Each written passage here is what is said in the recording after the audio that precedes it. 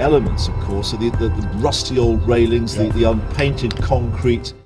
সালটা তখন 2006-এর 30শে ডিসেম্বর। পবিত্র ঈদুল আজহার দিনে তৎকালীন ইরাকি কিংবদন্তি নেতা সাদ্দাম হোসাইনকে ফাঁসির জন্য প্রস্তুত করা হয়। ঘটনার প্রায় 18 বছর পার হয়ে গেলেও আজও পর্যন্ত পুরো বিশ্ব ভুলতে পারেনি দুঃসাহসী ইরাকি প্রেসিডেন্ট সাদ্দাম হোসাইনকে। বন্ধুরা, আজকের ভিডিওতে আমরা জানার চেষ্টা করব ফাঁসির ঠিক আগ মুহূর্তে সাদ্দাম হোসাইনের সাথে কি ঘটেছিল এবং কেন তার ফাঁসির পরে তাকে সর্বাক্ষণিক পাহারা দেওয়া আমেরিকান 12 জন সৈন্যর চোখে পানি চলে এসেছিল। প্রথমে জেনে নেব সাদ্দাম হোসাইনকে ফাঁসির আদেশ দেওয়ার পরে কাঠগড়ায় দাঁড়িয়ে তিনি সকলের উদ্দেশ্যে কি বক্তব্য দিয়েছিলেন। সাদ্দাম হোসাইন কাঠগড়ায় দাঁড়িয়ে বলেন, আমি আদালতের মৃত্যুদণ্ডকে ইরাকের জুতার চাইতেও কম কদর করি। আমি ফাঁসির গলায় দড়ি নিয়ে ভীত নই। সাদ্দাম হোসাইন বলেন, ইওর অনার, আমার পুরো দেশকে আঘাত করা হয়েছে, আমাকে আঘাত করা হয়েছে, আমার সঙ্গীদের টর্চার করা হয়েছে। আমার সঙ্গী আবু নাদিয়াকে মারতে মারতে হাড্ডি পর্যন্ত বের করে ফেলেছে এই আমেরিকান সেনাবাহিনীরা। তারা মিথ্যাবাদী।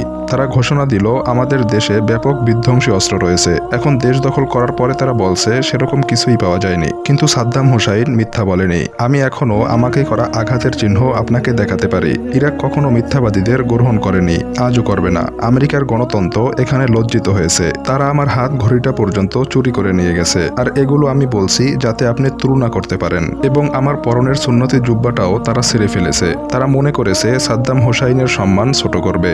সাদ্দাম হোসাইন পরনের কাপড় দিয়ে বিবেচিত হয় না, বরং তাদের এই নির্লজ্জ কাজ তাদেরকেই আরো বেশি অপমানিত করল। সাদ্দাম হোসাইন আরো বলেন, কিছু ছোট লোক আমার কথা শুনে হাসে।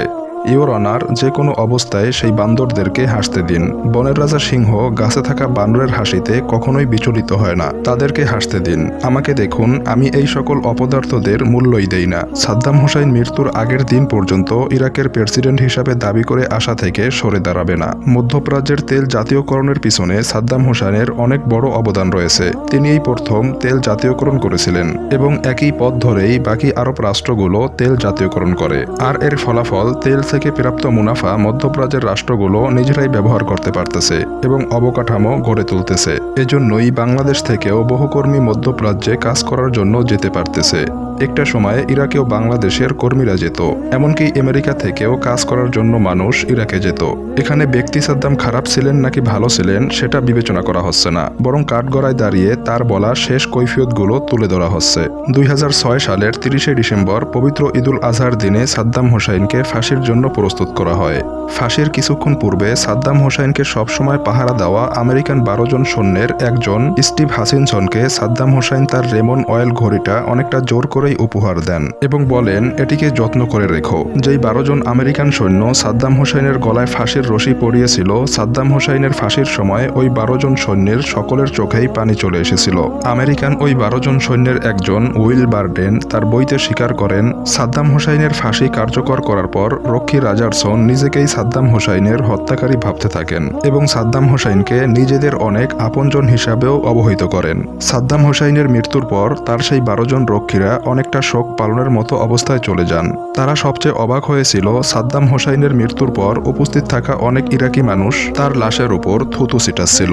সাদ্দামের প্রতি এভাবে অপমান প্রদর্শন করায় রক্ষীদের মধ্য থেকে একজন হাত জোর করে তাদেরকে থামানোর চেষ্টা করেছিল। সাদ্দাম হোসাইনের ফাঁসির পরপরেই মার্কিন সেনাবাহিনী থেকে ইস্তফা নিয়ে নেন হাচিনসন এবং সেদিনের ক্ষোভ এখনো পর্যন্ত তার মনে জ্বলন্ত অগ্নিকুণ্ডের মতো জ্বলমান। ঘটনার প্রায় 18 বছর পাড়িয়েছে। অনেকেই হয়তো ভুলেই গেছে সেই সময়ের স্মৃতি, তবে ভুলে নাই সেই 12 জন তরুণ রক্ষী যারা ফাঁসির আগ পর্যন্ত সর্বাক্ষণিক নিরাপত্তা দিয়েছিল এই অখ্যাতিপূর্ণ ইরাকি নেতা সাদ্দাম হোসাইনকে।